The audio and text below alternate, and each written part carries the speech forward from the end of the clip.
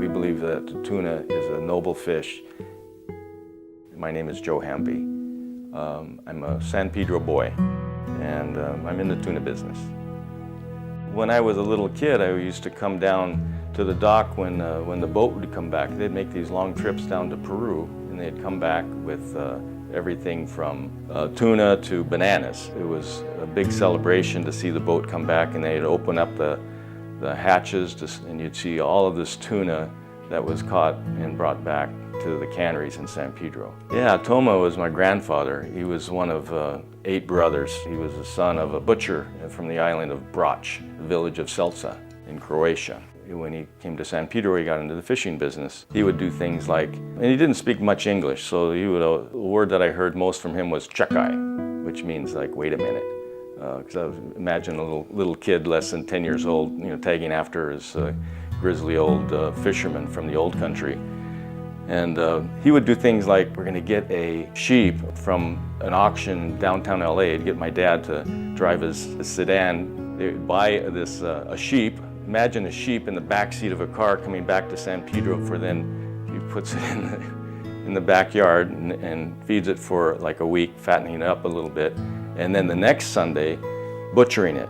And it's like mano a mano, my grandfather against the sheep, and with him with a butcher knife in one hand and trying to corral the sheep in the corner of the backyard. That was Toma. And he also did wine. He was a great winemaker, sometimes making more wine than what he was allowed to by the law. He had a lot of his wine confiscated. He was a fisherman from as long as I knew him, a very iconic man. The 50s and 60s was a heyday for the tuna industry in Fish Harbor.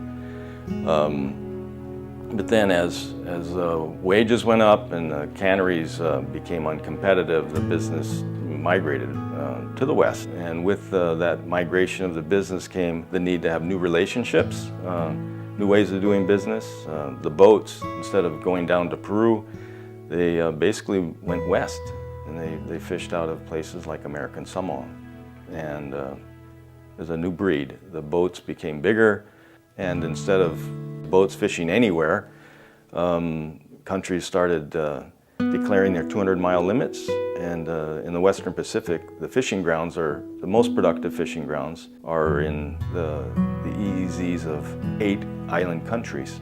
So then you had to negotiate licenses and have relationships with the resource owners, and that's what's happening today. It's very much about a kind of a shift in who owns the fish and what do you have to do in order to catch it and where do you have to process it. So with Tri-Marine, we've been in the forefront of this migration of the tuna industry to the islands. We've agreed with the island leaders that it's their fish, because when it's in their waters, it is theirs. And we believe in fishing it locally, value adding it locally, meaning processing it there, putting it in the can in the islands, and then bringing it to the market from those islands. That's what the tuna business is today. Fish Harbor had at one time, I think, 16 canneries, and this is where all the people were working. Fish Harbor still exists, but now there are no canneries here. The Tri-Marine does have a freezing plant here, but in the old days, there was no Vincent Thomas Bridge with that suspension bridge that connects Terminal Island to San Pedro. There was a ferry, and the ferry would go back and forth across the channel, bringing the thousands of workers to and from the canneries where the tuna was being canned for the United States. This was a happening place, especially in the 50s. Renato is an entrepreneur to start with, and he's also a visionary. He and I have been working together for almost 30 years. And let's say I'm the practical side of the equation. So one of the practical considerations to keep in mind in thinking about Fish Harbor and, say, tuna canning being resurrected here is our cost, which can be overcome, but also regulations. One of the most important parts of why there are no more canneries here is that you can't get a permit to produce steam. So if you go to the government and ask for a permit to put a boiler so you can then produce the steam that you need to sterilize the cans, you're not going to get it. Now it's so highly regulated. So the tuna has a story.